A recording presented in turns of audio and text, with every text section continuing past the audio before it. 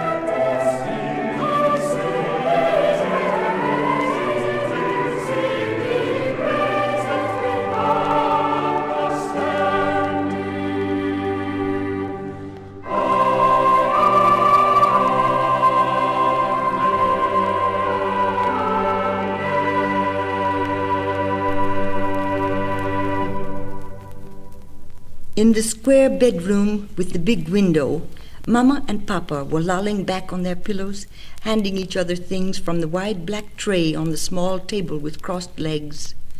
They were smiling, and they smiled even more when the little boy, with the feeling of sleep still in his skin and hair, came in and walked up to the bed.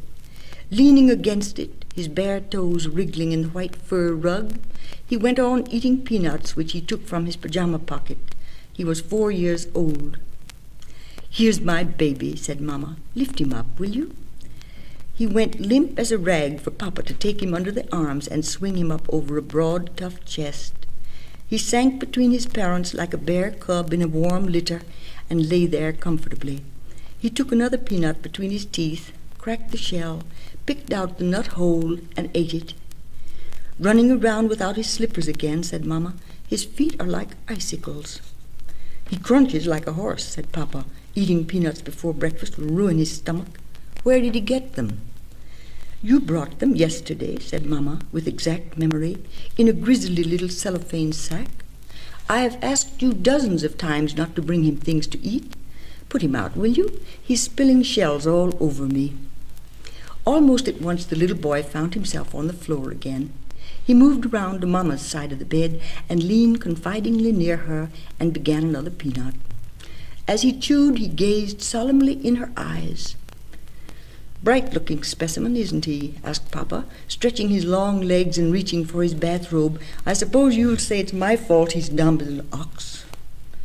"He's my little baby, my only baby," said Mama richly, hugging him, "and he's a dear lamb." His neck and shoulders were quite boneless in her firm embrace. He stopped chewing long enough to receive a kiss on his crummy chin. "He's sweet as clover," said Mama.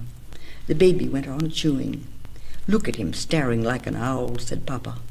Mama said, "He's an angel, and I'll never get used to having him." "We'd be better off if we never had him," said Papa. He was walking about the room, and his back was turned when he said that. There was silence for a moment. The little boy stopped eating and stared deeply at his Mama. She was looking at the back of Papa's head, and her eyes were almost black. "You're going to say that just once too often," she told him in a low voice. "I hate you when you say that."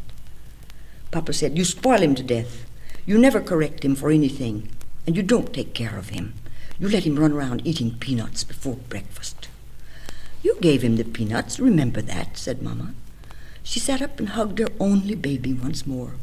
He nuzzled softly in the pit of her arm. "Run along, my darling," she told him in her gentlest voice, smiling at him straight in the eyes. "Run along," she said, her arms falling away from him. "Get your breakfast."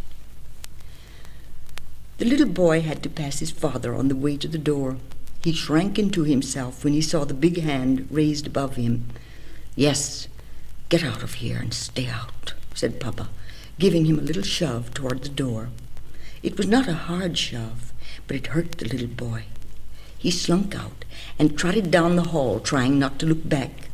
He was afraid something was coming after him. He could not imagine what. Something hurt him all over. He did not know why. He did not want his breakfast. He would not have it.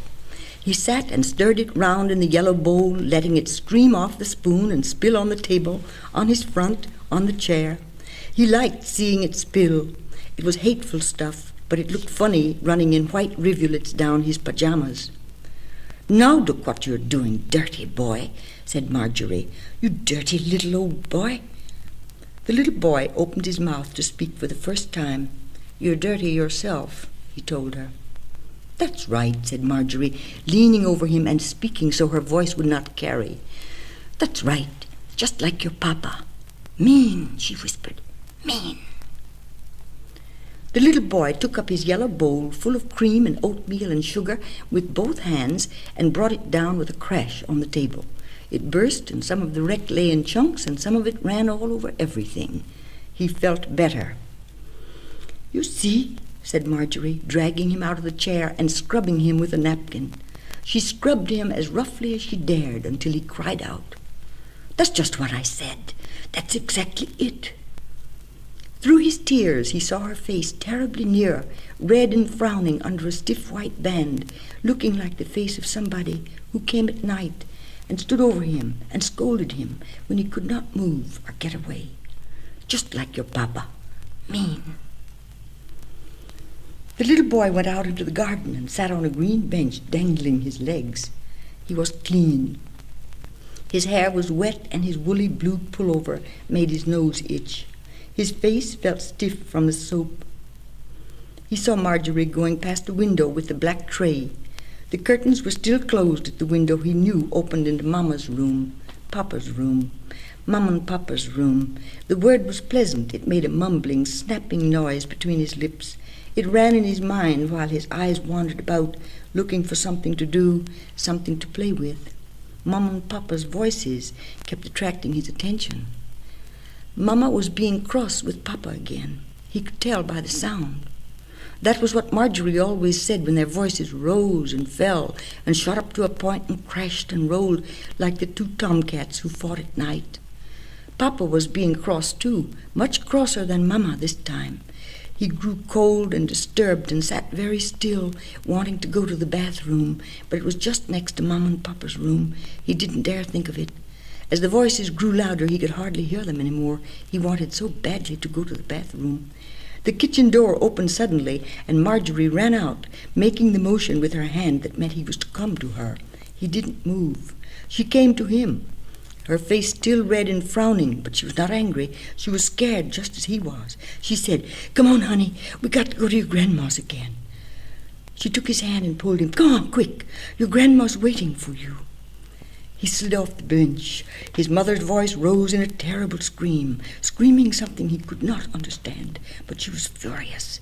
He had seen her clenching her fists and stamping in one spot, screaming with her eyes shut. He knew how she looked. She was screaming in a tantrum, just as he remembered having heard himself.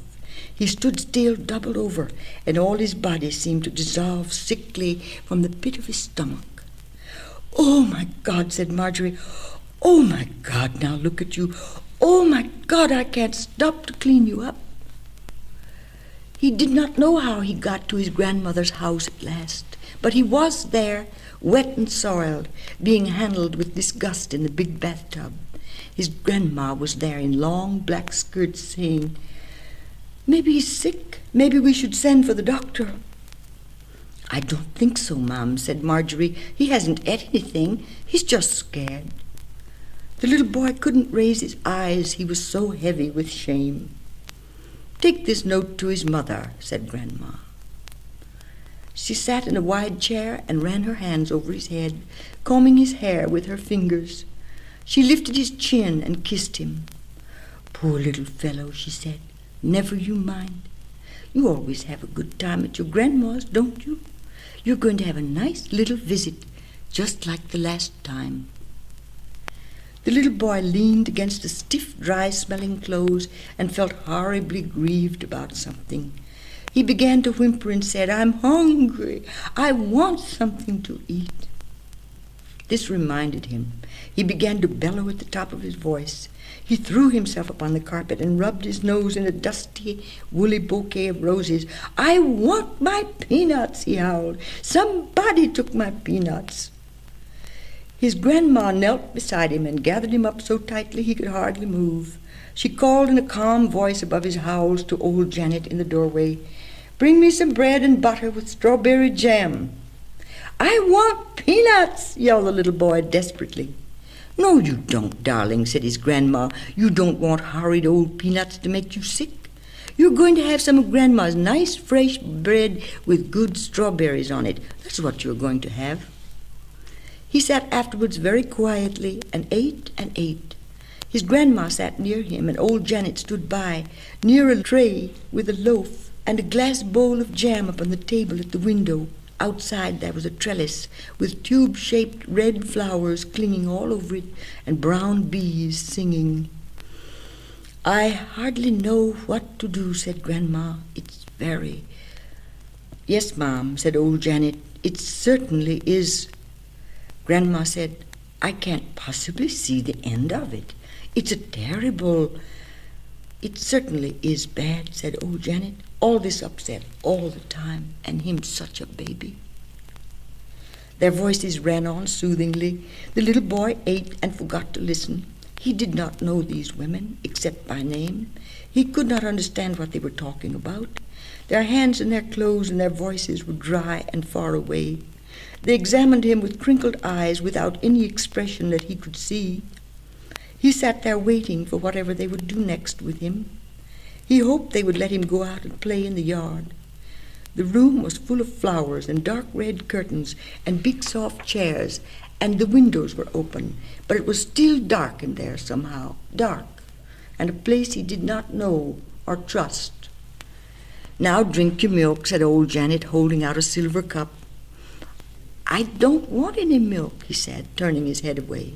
"Very well, Janet, he doesn't have to drink it," said Grandma quickly. "Now run out in the garden and play, darling. Janet, get his hoop." A big strange man came home in the evenings who treated the little boy very confusingly. "Say please and thank you, young man," he would roar terrifyingly when he gave any smallest object to the little boy. "Well, fellow, are you ready for a fight?" he would say again, doubling up huge hairy fists and making passes at him. "Come on now, you must learn to box." After the first few times, this was fun. "Don't teach him to be rough," said Grandma. "Time enough for all that." "Now, Mother, we don't want him to be a sissy," said the big man. "He's got to toughen up early. Come on now, fellow, put up your mitts." The little boy liked this new word for hands. He learned to throw himself upon the strange big man whose name was Uncle David and hit him on the chest as hard as he could. The big man would laugh and hit him back with his huge loose fists. Sometimes, but not often, Uncle David came home in the middle of the day. The little boy missed him on the other days and would hang on the gate looking down the street for him. One evening he brought a large square package under his arm. "Come over here, fellow, and see what I've got," he said, pulling off quantities of green paper and string from the box, which was full of flat folded colors. He put something in the little boy's hand. It was limp and silky and bright green with a tube on the end. "Thank you," said the little boy nicely, but not knowing what to do with it. "Balloons," said Uncle David in triumph. "Now, just put your mouth here and blow hard." The little boy blew hard, and the green thing began to grow round and thin and silvery. "Good for your chest," said Uncle David. "Blow some more." The little boy went on blowing, and the balloon swelled steadily. "Stop," said Uncle David. "That's enough." He twisted the tube to keep the air in. "That's the way," he said. "Now, I'll blow one and you blow one, and let's see who can blow up a big balloon the fastest." They blew and blew, especially Uncle David. He puffed and patted and blew with all his might, but the little boy won. His balloon was perfectly round before Uncle David could even get started. The little boy was so proud he began to dance and shout, I beat, and blew in his balloon again. It burst in his face and frightened him so he felt sick. "Ha, ha, ha, ho," whooped Uncle David. "That's the boy. I bet I can't do that. Now let's see." He blew until the beautiful bubble grew and wavered and burst into thin air, and there was only a small colored rag in his hand. This was a fine game. They went on with it until Grandma came in and said, "Time for supper now. No, you can't blow balloons at the table. Tomorrow, maybe." And it was all over. The next day, instead of being given balloons, he was hustled out of bed early, bathed in warm soapy water, and given a big breakfast of soft-boiled eggs with toast and jam and milk. His grandma came to kiss him good morning. "And I hope you'll be a good boy and obey your teacher," she told him. "What's teacher?" asked the little boy. "Teacher is at school," said Grandma. "She'll tell you all sorts of things, and you must do as she says." Mama and Papa had talked a great deal about school and how they must send him there. They had told him it was a fine place with all kinds of toys and other children to play with. He felt he knew about school. "I didn't know it was time, Grandma," he said. "Is it today?" "It's this very minute," said Grandma. "I told you a week ago." Old Janet came in with her bonnet on. It was a prickly-looking bundle held with a large black rubber band under her back hair. "Come on," she said. "This is my busy day." She wore a dead cat slung around her neck, its sharp ears bent over under her baggy chin. The little boy was excited and wanted to run ahead.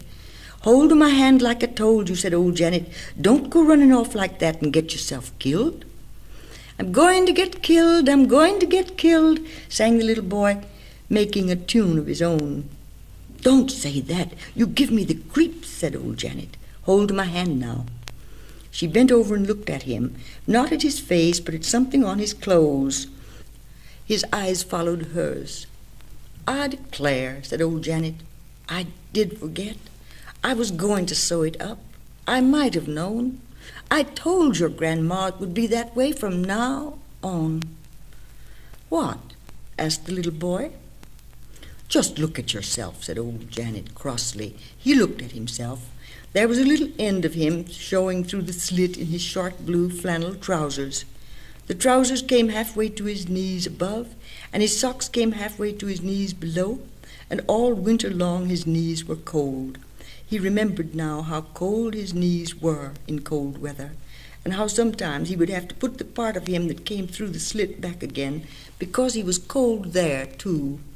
He saw at once what was wrong, and tried to arrange himself, but his mittens got in the way. Janet said, "Stop that, you bad boy." And with a firm thumb she set him in order, at the same time reaching under his belt to pull down and fold his knit undershirt over his front. "There now," she said, "try not to disgrace yourself today." He felt guilty and red all over because he had something that showed when he was dressed that was not supposed to show then. The different women who bathed him always wrapped him quickly in towels and hurried him into his clothes because they saw something about him he could not see for himself. They hurried him so he never had a chance to see whatever it was they saw, and though he looked at himself when his clothes were off, he could not find out what was wrong with him.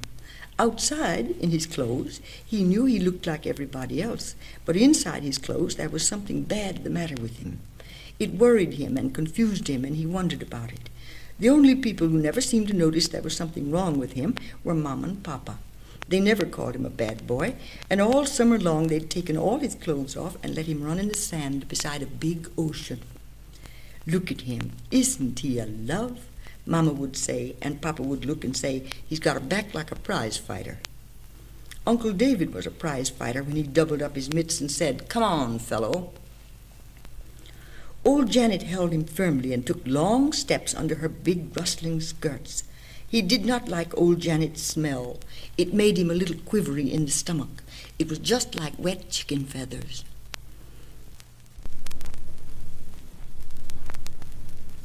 School was easy. Teacher was a square-shaped woman with short, square hair and short skirts. She got in the way sometimes, but not often.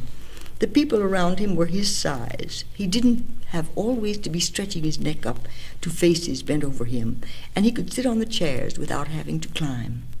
All the children had names like Francis and Evelyn and Agatha and Edward and Martin, and his own name was Stephen. He was not Mama's baby, nor Papa's old man. He was not Uncle David's fellow, or Grandma's darling, nor even old Janet's bad boy. He was Stephen. He was learning to read and to sing a tune to some strange-looking letters or marks written in chalk on a blackboard. You talked one kind of lettering, and you sang another. All the children talked and sang in turn, and then all together. Stephen thought it a fine game. He felt awake and happy. They had soft clay and paper and wires and squares of color in tin boxes to play with, colored blocks to build houses with. Afterward, they all danced in a big ring, and then they danced in pairs, boys with girls. Stephen danced with Francis, and Francis kept saying, "Now you just follow me." She was a little taller than he was, and her hair stood up in short, shiny curls, the color of an ashtray on Papa's desk. She would say, "You can't dance." "I can dance, too," said Stephen, jumping around, holding her hands. "I can, too, dance." He was certain of it. "You can't dance," he told Francis. "You can't dance at all." Then they had to change partners, and when they came around again, Francis said, "I don't like the way you dance." This was different. He felt uneasy about it. He didn't jump quite so high when the phonograph record started going dum-diddy again. "Go ahead, Stephen, you're doing fine," said Teacher, waving her hands together very fast. The dance ended and they all played relaxing for 5 minutes. They relaxed by swinging their arms back and forth, then rolling their heads round and round. When old Janet came for him, he didn't want to go home. At lunch, his grandma told him twice to keep his face out of his plate. "Is that what they teach you at school?" she asked. Uncle David was at home. "Here you are, fellow," he said, and gave Stephen 2 balloons. "Thank you," said Stephen. He put the balloons in his pocket and forgot about them. "I told you that boy could learn something," said Uncle David to Grandma. "Hear him say thank you?" In the afternoon at school, teacher handed out big wads of clay and told the children to make something out of it, anything they liked. Stephen decided to make a cat like Mama's Meow at home. He did not like Meow, but he thought it would be easy to make a cat. He could not get the clay to work at all. It simply fell into one lump after another. So he stopped, wiped his hands on his pullover, remembered his balloons, and began blowing one. "Look at Stephen's horse," said Frances. "Just look at it." "It's not a horse, it's a cat," said Stephen. The other children gathered around. "It looks like a horse, a little," said Martin. "It's a cat," said Stephen, stamping his foot, feeling his face turning hot. The other children all laughed and exclaimed over Stephen's cat that looked like a horse. Teacher came down among them. She sat usually at the top of the room before a big table covered with papers and playthings. She picked up Stephen's lump of clay and turned it round and examined it with her kind eyes. "Now, children," she said, "everybody has the right to make anything the way he pleases. If Stephen says this is a cat, it is a cat. Maybe you were thinking about a horse, Stephen?" "It's a cat," said Stephen. He was aching all over. He knew then he should have said it first. "Yes, it's a horse." Then they would have let him alone. They would never have known he was trying to make a cat. "It's Meow," he said in a trembling voice, "but I forgot how she looks." His balloon was perfectly flat. He started blowing it up again, trying not to cry. Then it was time to go home, and old Janet came looking for him. While teacher was talking to other grown-up people who came to take other children home, Frances said, "Give me your balloon. I haven't got a balloon." Stephen handed it to her. He was happy to give it. He reached in his pocket and took out the other. Happily, he gave her that one, too. Frances took it, then handed it back. "Now you blow up one, and I blow up the other, and let's have a race." When their balloons were only half filled, old Janet took Stephen by the arm and said, "Come on here, this is my busy day." Frances ran after them, calling, "Stephen, you give me back my balloon," and snatched it away. Stephen did not know whether he was surprised to find himself going away with Frances's balloon, or whether he was surprised to see her snatching it as if it really belonged to her. He was badly mixed up in his mind, and old Janet was hauling him along. One thing he knew, he liked Frances. He was going to see her again tomorrow, and he was going to bring her more balloons. That evening Stephen boxed a while with his Uncle David, and Uncle David gave him a beautiful orange. "Eat that," he said. "It's good for your health." "Uncle David, may I have some more balloons?" asked Stephen. "Well, what do you say first?" asked Uncle David, reaching for the box on the top bookshelf. "Please," said Stephen. "That's the word," said Uncle David. He took out 2 balloons, a red and a yellow one. Stephen noticed for the first time they had letters on them, very small letters that grew taller and wider as the balloon grew rounder. "Now that's all, fellow," said Uncle David. "Don't ask for any more, because that's all." He put the box back on the bookshelf, but not before Stephen had seen that the box was almost full of balloons. He didn't say a word, but went on blowing, and Uncle David blew also. Stephen thought it was the nicest game he had ever known. He had only one left the next day, but he took it to school and gave it to Frances. "There are a lot," he said, feeling very proud and warm. "I'll bring you a lot of them." Frances blew it up until it made a beautiful bubble and said, "Look, I want to show you something." She took a sharp-pointed stick they used in working the clay. She poked the balloon, and it exploded. "Look at that," she said. "That's nothing," said Stephen. "I'll bring you some more." After school, before Uncle David came home, while Grandma was resting, when old Janet had given him his milk and told him to run away and not bother her, Stephen dragged a chair to the bookshelf, stood upon it, and reached into the box. He did not take 3 or 4 as he believed he intended. Once his hands were upon them, he seized what they could hold and jumped off the chair, hugging them to him. He stuffed them into his reefer jacket where they folded down and made hardly a lump. He gave them all to Francis. There were so many, Francis gave most of them away to the other children. Stephen, flushed with his new joy, the lavish pleasure of giving presents, found almost at once still another happiness. Suddenly he was popular among the children.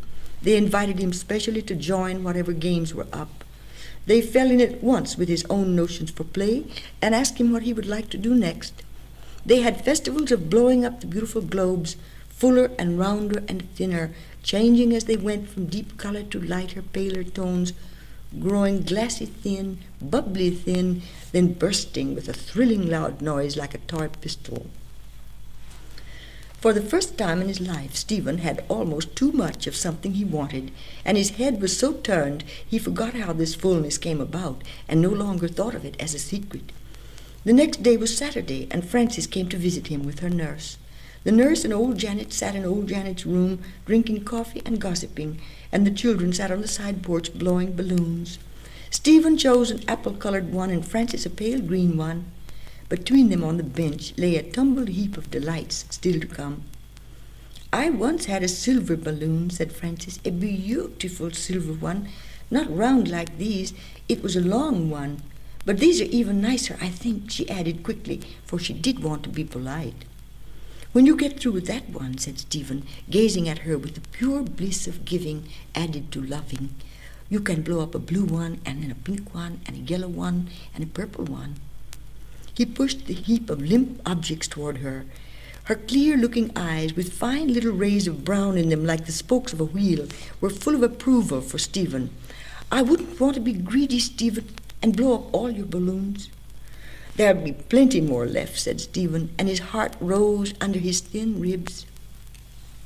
He felt his ribs with his fingers and discovered with some surprise that they stopped somewhere in front, while Frances sat blowing balloons rather half-heartedly. The truth was, she was tired of balloons. After you blow 6 or 7, your chest gets hollow and your lips feel puckery. She had been blowing balloons steadily for 3 days now. She had begun to hope they were giving out. "There's boxes and boxes more of them," Frances said, Stephen happily. "Millions more. I guess they'll last and last if we didn't blow too many every day." Frances said somewhat timidly, "I'll tell you what. Let's rest a while and fix some licorice water. Do you like licorice?" "Yes, I do," said Stephen, "but I haven't got any." "Couldn't we buy some?" asked Frances. "It's only a cent a stick, the nice rubbery twisty kind. We can put it in a bottle with some water and shake it, and it makes foam on top like soda pop, and we can drink it." "I'm kind of thirsty," she said in a small, weak voice. "Blowing balloons all the time makes you thirsty, I think." Stephen, in silence, realized a dreadful truth, and a numb feeling crept over him. He did not have a cent to buy licorice for Frances, and she was tired of his balloons. This was the first real dismay of his whole life, and he aged at least a year in the next minute, huddled, with his deep, serious blue eyes focused down his nose in intense speculation. What could he do to please Frances that would not cost money? Only yesterday Uncle David had given him a nickel, and he had thrown it away on gumdrops. He regretted that nickel so bitterly his neck and forehead were damp. He was thirsty, too. "I tell you what," he said, brightening with a splendid idea, lamely trailing off on second thought. "I know something we can do. I am thirsty," said Frances with gentle persistence. "I think I'm so thirsty, maybe I'll have to go home." She did not leave the bench, though, but sat, turning her grieved mouth toward Stephen. Stephen quivered with the terrors of the adventure before him, but he said boldly, "I'll make some lemonade. I'll get sugar and lemons and some ice, and we'll have lemonade." "Oh, I love lemonade," cried Frances. "I'd rather have lemonade than licorice." "You stay right here," said Stephen, "and I'll get everything." He ran around the house, and under old Janet's window he heard the dry, chattering voices of the 2 old women whom he must outwit. He sneaked on tiptoe to the pantry, took a lemon lying there by itself, a handful of lump sugar, and a china teapot, smooth, round, with flowers and leaves all over it. These he left on the kitchen table while he broke a piece of ice with a sharp metal pick he had been forbidden to touch. He put the ice in the pot, cut the lemon, and squeezed it as well as he could. A lemon was tougher and more slippery than he had thought, and mixed sugar and water.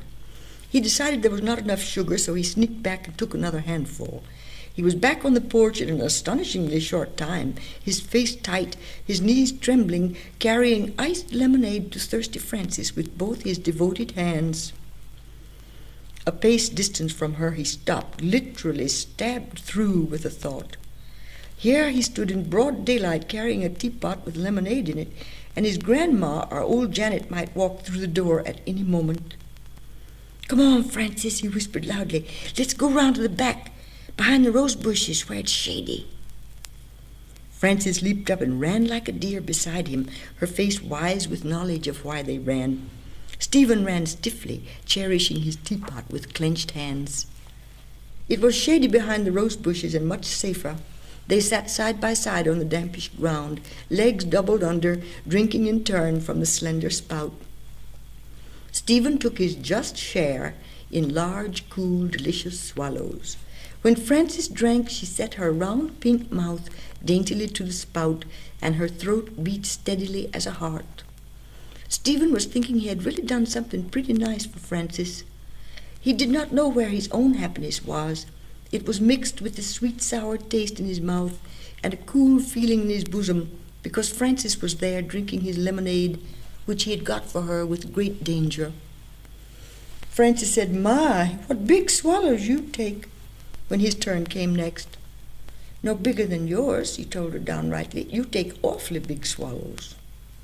"Well," said Frances, turning this criticism into an argument for her rightness about things, "that's the way to drink lemonade, anyway." She peered into the teapot. There was quite a lot of lemonade left, and she was beginning to feel she had enough. "Let's make up a game and see who can take the biggest swallows." This was such a wonderful notion they grew reckless, dipping the spout into their open mouths above their heads till lemonade welled up and ran over their chins and rills down their fronts. When they tired of this, there was still lemonade left in the pot. They played first at giving the rose bush a drink and ended by baptizing it. "Name, Father, Son, Holy Goat," shouted Stephen, pouring. At this sound, old Janet's face appeared over the low hedge with the tan, disgusted-looking face of Frances's nurse hanging over her shoulder. "Well, just as I thought," said old Janet, "just as I expected." The bag under her chin waggled. "We were thirsty," he said. "We were awfully thirsty." Frances said nothing, but she gazed steadily at the toes of her shoes. "Give me that teapot," said old Janet, taking it with a rude snatch. "Just because you're thirsty is no reason," said old Janet. "You can ask for things. You don't have to steal." "We didn't steal," cried Frances suddenly. "We didn't. We didn't." "That's enough from you, missy," said her nurse. "Come straight out of there. You have nothing to do with this." "Oh, I don't know," said old Janet with a hard stare at Frances's nurse. "He never did such a thing before, by himself." "Come on," said the nurse to Frances. "This is no place for you." She held Frances by the wrist and started walking away so fast Frances had to run to keep up. "Nobody can call us thieves and get away with it." "You don't have to steal even if others do," said old Janet to Stephen in a high, carrying voice. "If you so much as pick up a pin in somebody else's house, you're a little thief." She lowered her voice then and said, "Now I'm going to tell your grandma and you'll see what you'll get." He went in the icebox and left it open, Janet told Grandma, and he got into the lump sugar and spilt it all over the floor, lumps everywhere underfoot. He dribbled water all over the clean kitchen floor, and he baptized the rose bush, blaspheming, and he took your spode teapot. "I didn't either," said Stephen loudly, trying to free his hand from old Janet's big hard fist. "Don't tell fibs," said old Janet. "That's the last straw." "Oh dear," said Grandma, "he's not a baby anymore." She shut the book she was reading and pulled the wet front of his pullover toward her. "What's this sticky stuff on him?" she asked, and straightened her glasses. "Lemonade," said old Janet. "He took the last lemon." They were in the big dark room with the red curtains. Uncle David walked in from the room with the bookcases, holding a box in his uplifted hand. "Look here," he said to Stephen, "what's become of all my balloons?" Stephen knew well that Uncle David was not really asking a question. Stephen, sitting on a footstool at his grandma's knee, felt sleepy. He leaned heavily and wished he could put his head on her lap, but he might go to sleep, and it would be wrong to go to sleep while Uncle David was still talking. Uncle David walked about the room with his hands in his pockets, talking to Grandmother. Now and then he would walk over to a lamp and, leaning, peer into the top of the shade, winking in the light, as if he expected to find something there. "It's simply in the blood, I told her," said Uncle David. "I told her she would simply have to come and get him and keep him. She asked me if I meant to call him a thief, and I said if she could think of a more exact word, I'd be glad to hear it." "You shouldn't have said that," commented Grandma calmly. "Why not?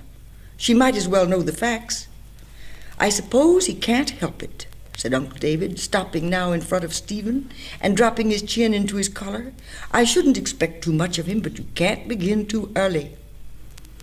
"The trouble is," said Grandma, and while she spoke, she took Stephen by the chin and held it up so that he had to meet her eye. She talked steadily in a mournful tone, but Stephen could not understand.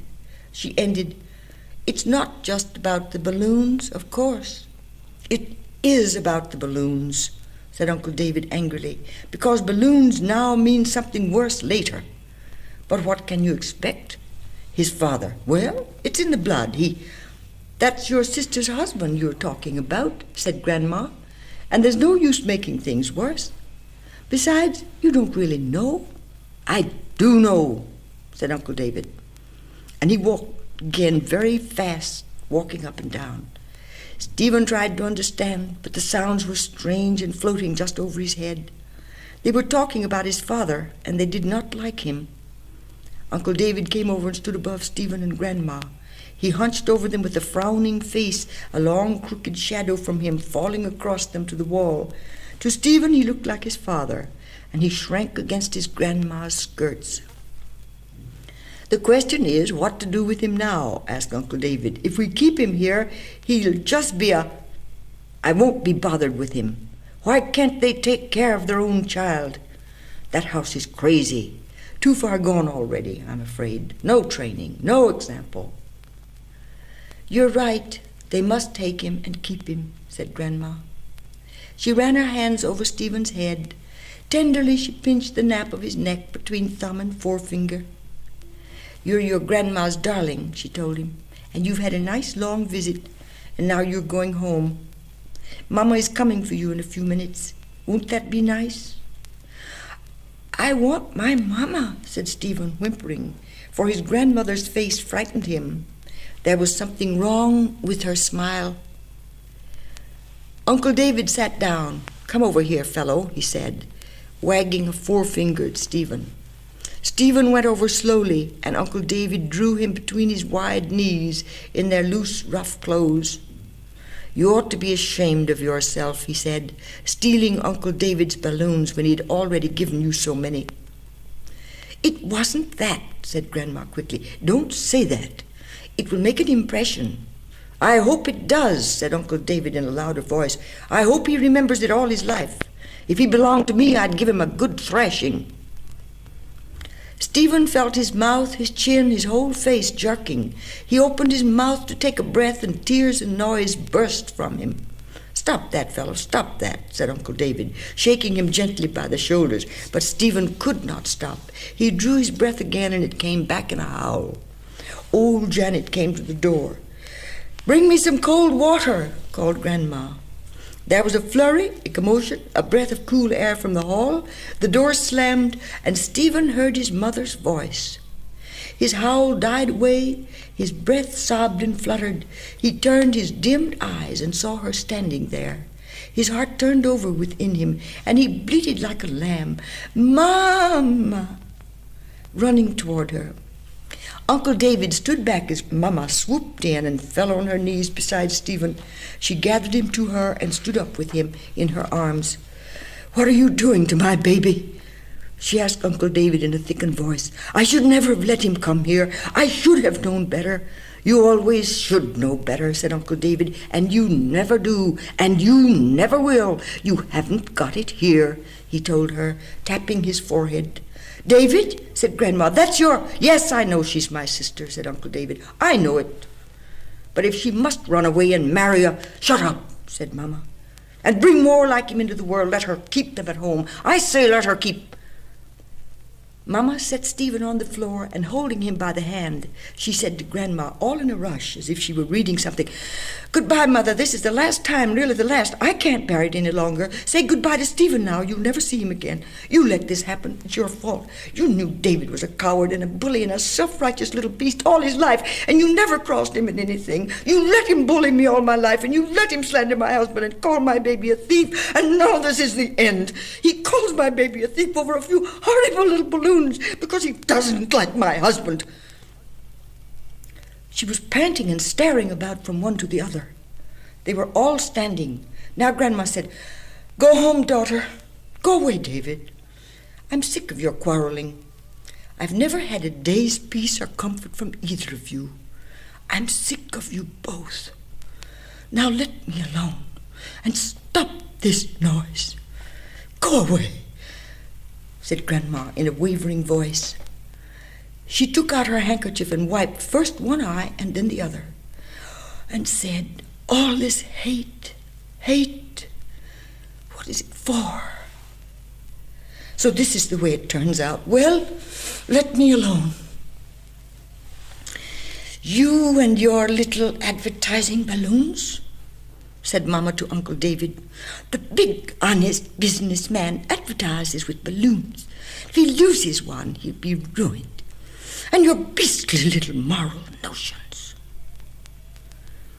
Grandma went to the door to meet old Janet, who handed her a glass of water. Grandma drank it all, standing there. "Is your husband coming for you, or are you going home by yourself?" she asked Mama. "I'm driving myself," said Mama in a faraway voice, as if her mind had wandered. "You know he wouldn't set foot in this house." "I should think not," said Uncle David. "Come on, Stephen, darling," said Mama. "It's far past his bedtime," she said, to no one in particular. "Imagine keeping a baby up to torture him about a few miserable little bits of colored rubber." She smiled at Uncle David with both rows of teeth as she passed him on the way to the door, keeping between him and Stephen. "Oh, where would we be without high moral standards," she said. And then to Grandma, "Good night, Mother," in quite her usual voice. "I'll see you in a day or so." "Yes, indeed," said Grandma cheerfully, coming out into the hall with Stephen and Mama. "Let me hear from you. Ring me up tomorrow. I hope you'll be feeling better." "I feel very well now," said Mama brightly, laughing. She bent down and kissed Stephen. "Sleepy, darling? Papa's waiting to see you. Don't go to sleep until you've kissed your papa good night." Stephen woke with a sharp jerk. He raised his head and put out his chin a little. "I don't want to go home," he said. "I want to go to school. I don't want to see Papa. I don't like him." Mama laid her palm over his mouth softly. "Darling, don't." Uncle David put his head out with a kind of snort. "There you are," he said. "There, you've got a statement from headquarters." Mama opened the door and ran, almost carrying Stephen. She ran across the sidewalk, jerking open the car door and dragging Stephen in after her. She spun the car around and dashed forward so sharply, Stephen was almost flung out of the seat. He sat braced then with all his might, hands digging into the cushions. The car speeded up and the trees and houses whizzed by, all flattened out. Stephen began suddenly to sing to himself, a quiet inside song so Mama would not hear. He sang his new secret. It was a comfortable, sleepy song. "I hate Papa, I hate Mama, I hate Grandma, I hate Uncle David, I hate old Janet, I hate Marjorie, I hate Papa, I hate Mama. His head bobbed, leaned, came to rest on Mama's knee, eyes closed. Mama drew him closer and slowed down, driving with one hand.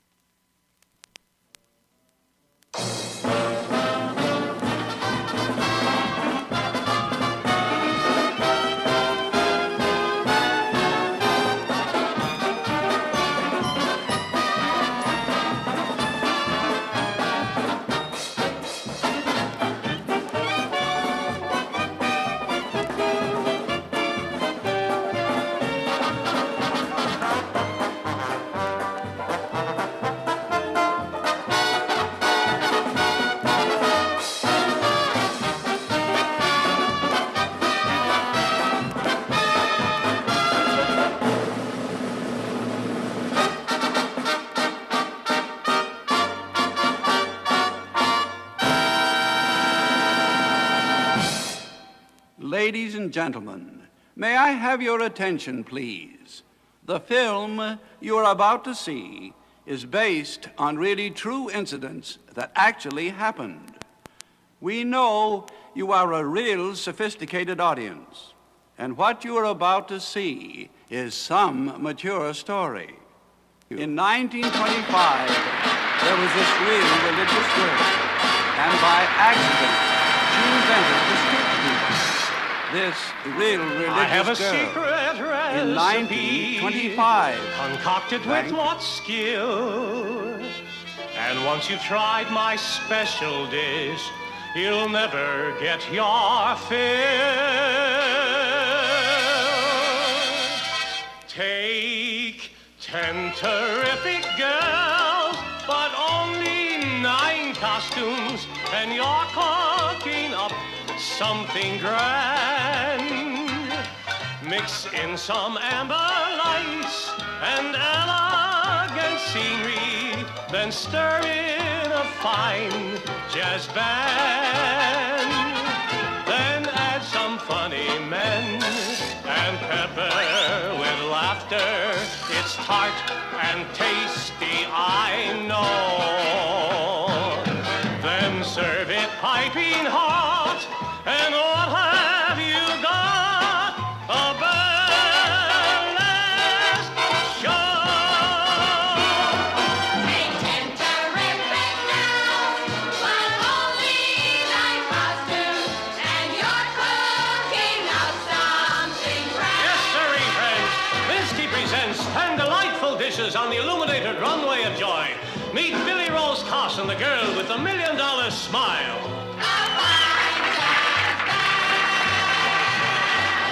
Chubby Drysdale, our petite little ingenue with those two twinkling eyes.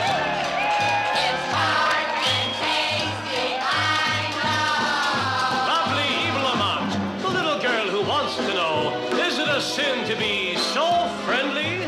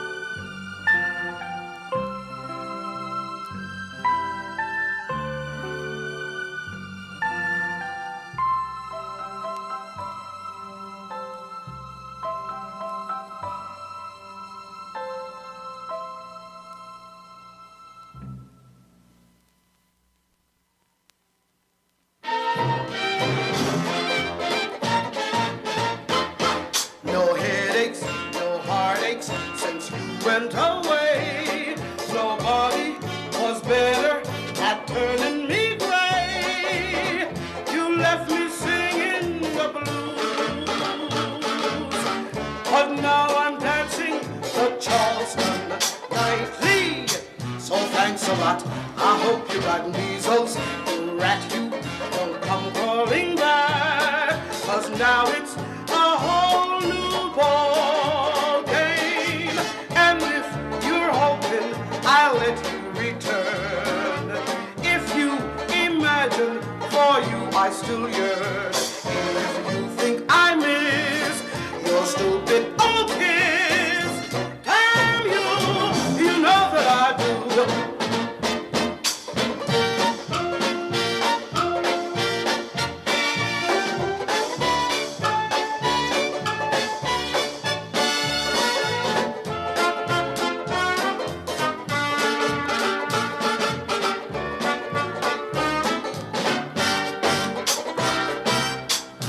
thanks a lot. I hope you got measles. The rat you don't come crawling back. 'Cause now it's a whole new ball game. And if you're hoping I'll let you return, if you imagine for you I still yearn, if you think I miss, you'll still get all kiss. Can you? You know that I can you. You know that I can you. You know that I do.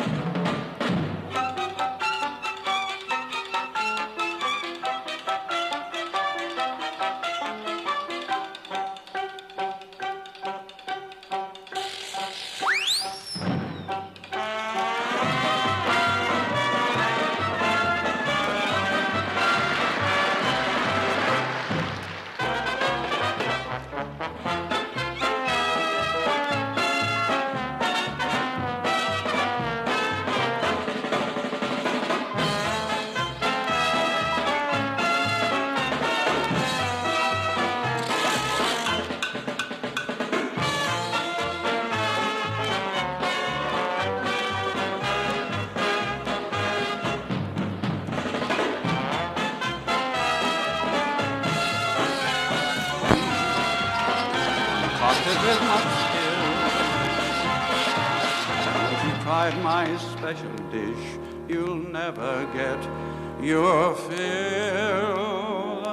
Take 10 terrific girls, but only 9 costumes, and you're cooking up something grand. Mix in some amber lights and elegant scenery, then stir in a fine jazz band.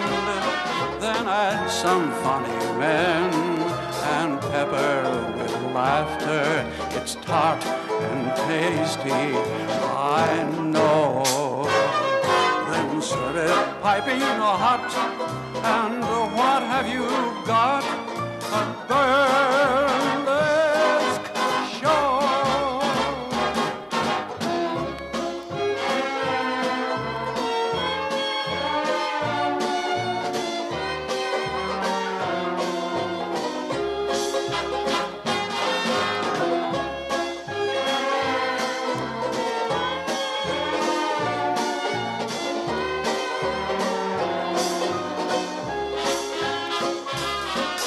then add some funny men, and pepper with laughter. It's tart and tasty, I know. Then serve it piping hot, and what have you got? A burlesque show.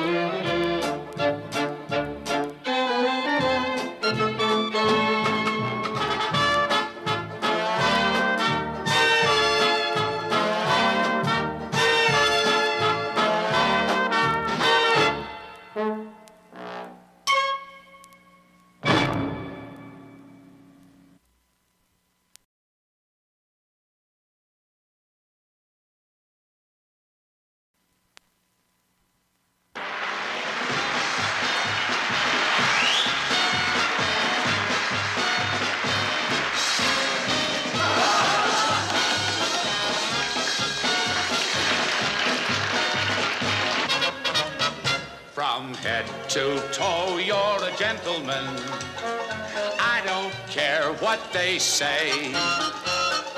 Mornings and evenings impeccably dressed. Stains on your tie match the soup on your vest. From stem to stern, you're a gentleman. That's what drives the girls mad. Breeding and quality, touch of frivolity, you're a superior lad.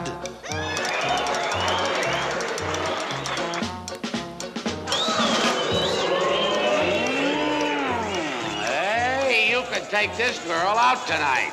Tonight? Yeah, and you could hug her and kiss her and buy her a few drinks and take her up to your apartment, and she'd show you a wonderful time.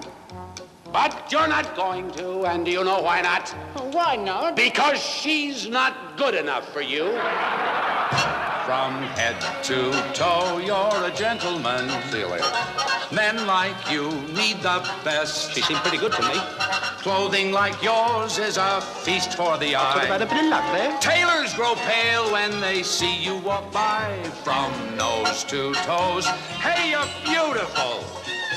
Hollywood, here you come. Up on that movie screen, kissing that movie queen. Who's gonna know you're a bum?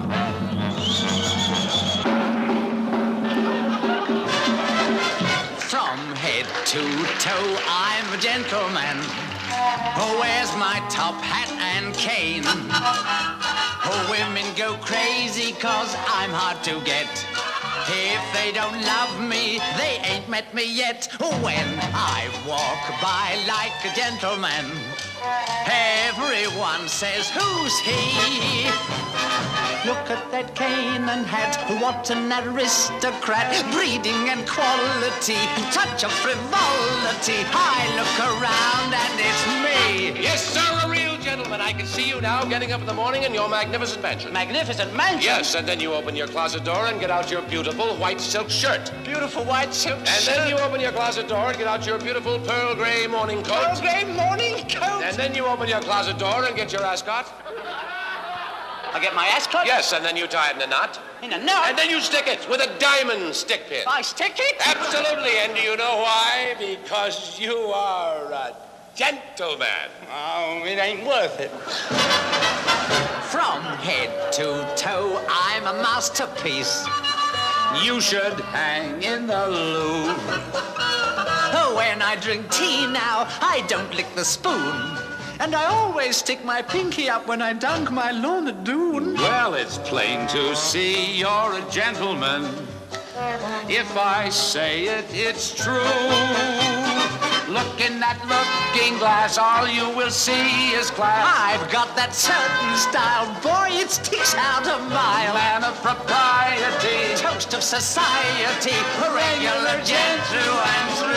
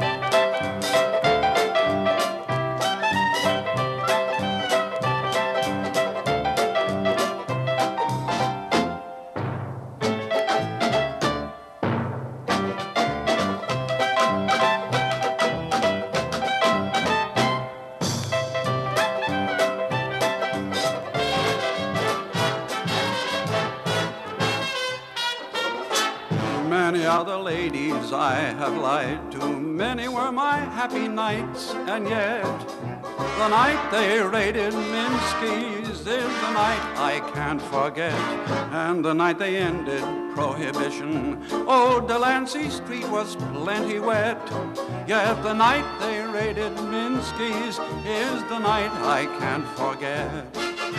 We were watching Fifi from Gapery in her artistic dance, when just by chance her dress tore into what was she to do, and then a whistle blew, followed by the cops, and every man turned pale.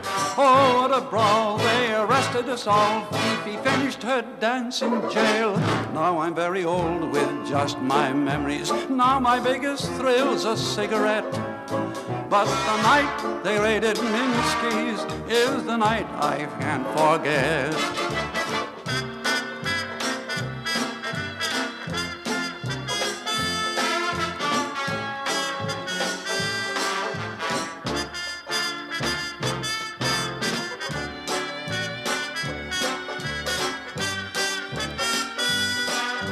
Oh, what a brawl, they arrested us all. Fifi ended her dance in jail.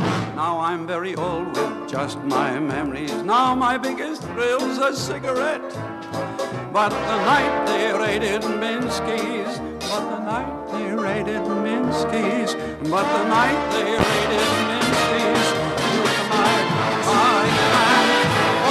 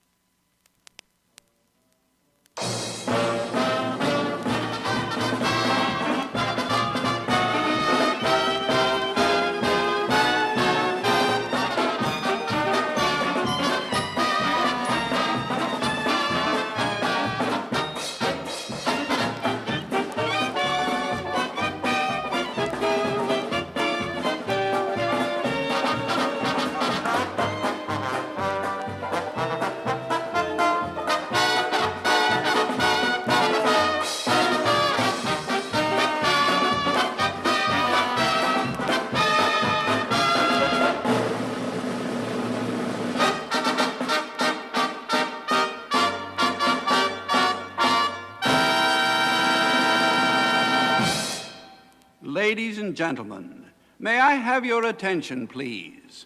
The film you are about to see is based on really true incidents that actually happened.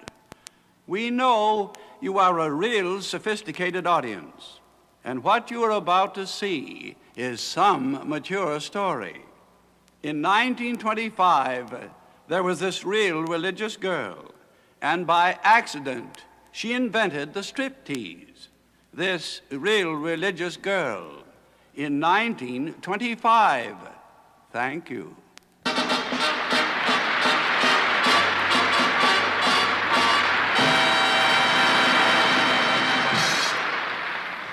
I have a secret recipe, concocted with what skill.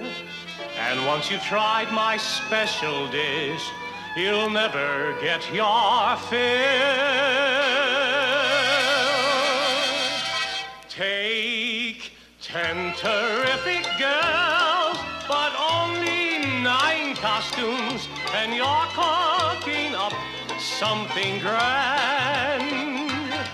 Mix in some amber lights and elegant scenery, then stir in a fine jazz band.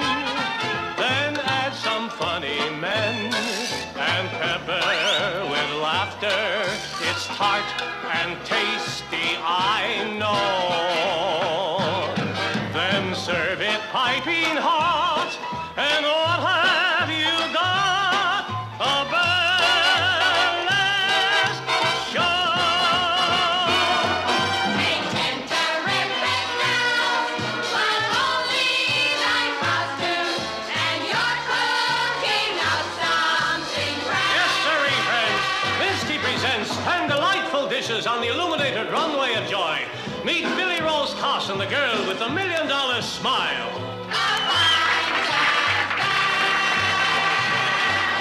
Chubby Drysdale, our petite little ingenue with those 2 twinkling eyes. It's hard and tasty, I know. Lovely Eva Lamont, the little girl who wants to know, is it a sin to be so friendly?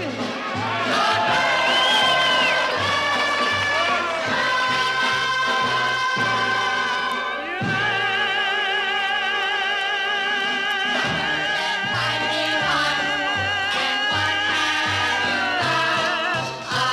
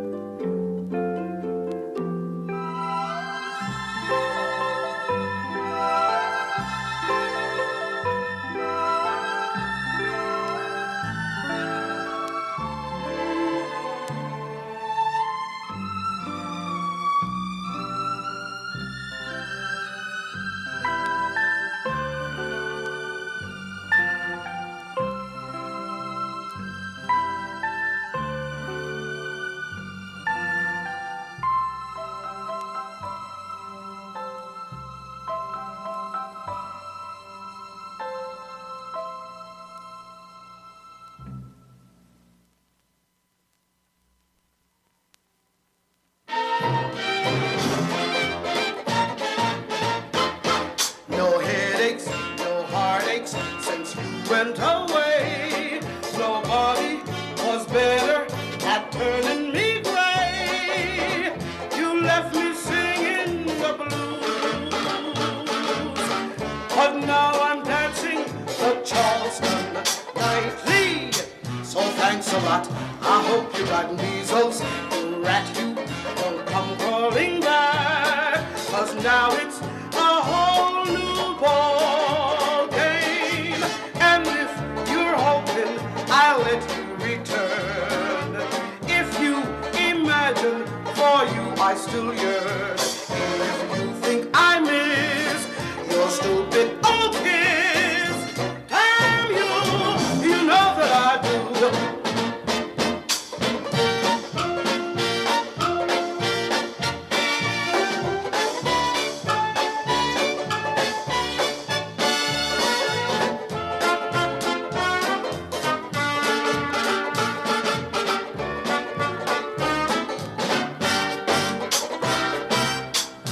Thanks a lot. I hope you got measles. Rat, you don't come crawling back, 'cause now it's a whole new ball game. And if you're hoping I'll let you return, if you imagine for you I still yearn, if you think I miss your stupid old kiss, can you know that I can.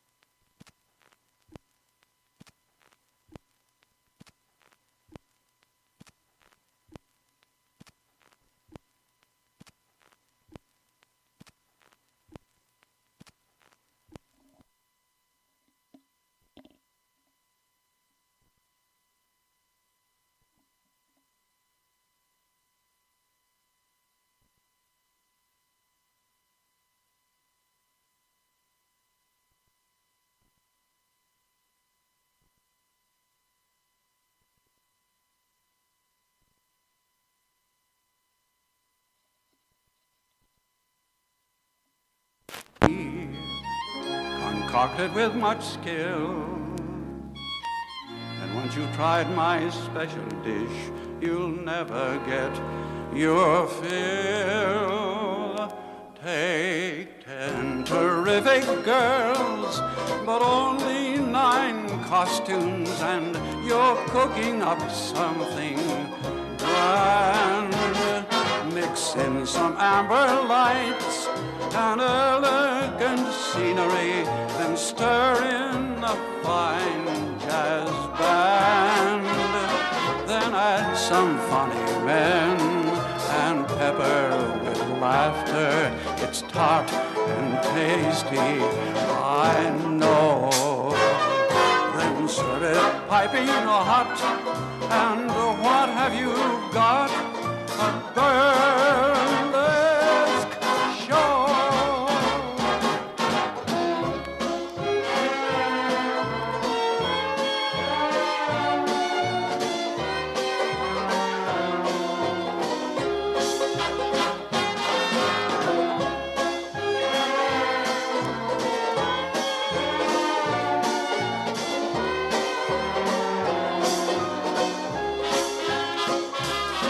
Then add some funny men and pepper with laughter. It's tart and tasty, I know. Then serve it piping hot, and what have you got? A burlesque show.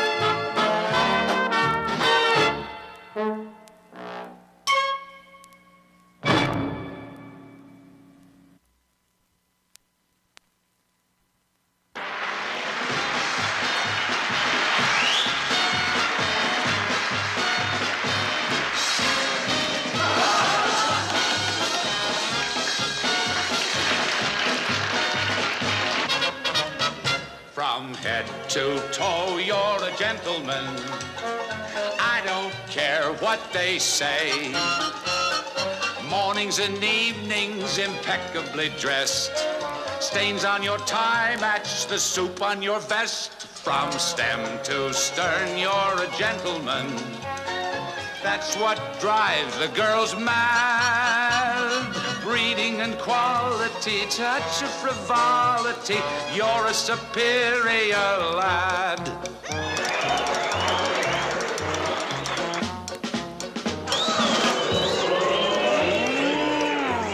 Hey, you could take this girl out tonight. Tonight? Yeah, and you could hug her and kiss her and buy her a few drinks and take her up to your apartment, and she'd show you a wonderful time.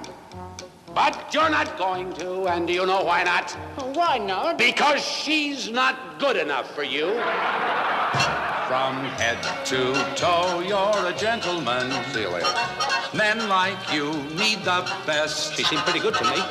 Clothing like yours is a feast for the Talk about eye. a bit of luck there. Tailors grow pale when they see you walk by. From nose to toes, hey, you're beautiful.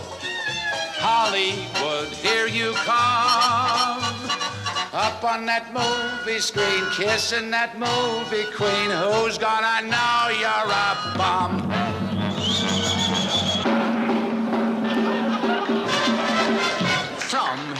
to toe, I'm a gentleman who wears my top hat and cane. Oh, women go crazy 'cause I'm hard to get.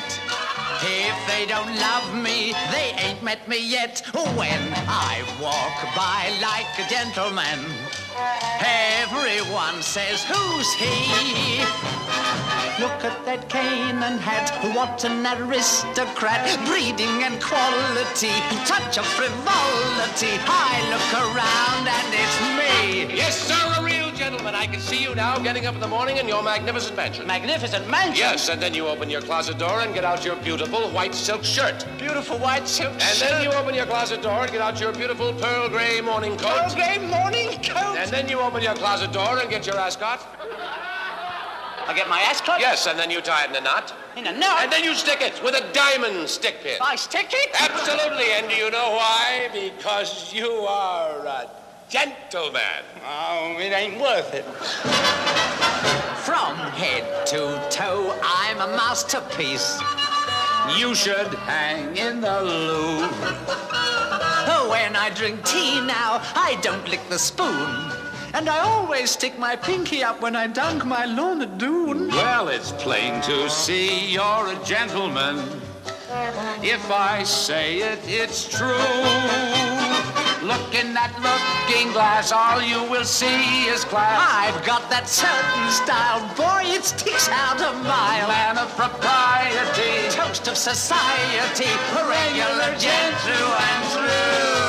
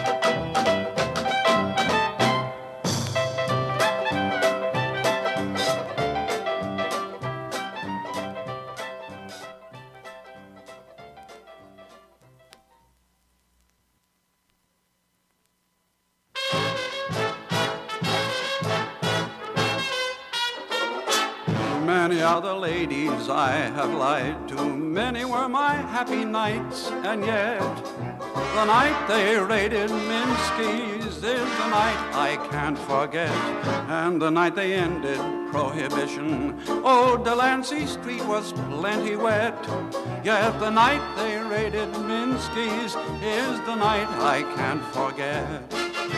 We were watching Fifi from Gapery in her artistic dance, when just by chance her dress tore in two. What was she to do? And then the whistle blew, followed by the cops, and every man turned pale.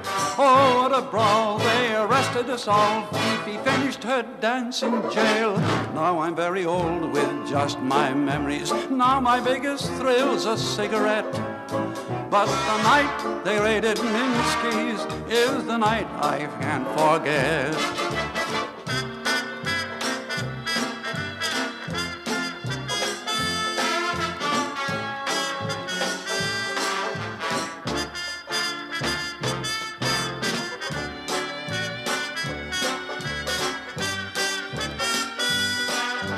Oh, what a brawl, they arrested us all. Fifi ended her dance in jail.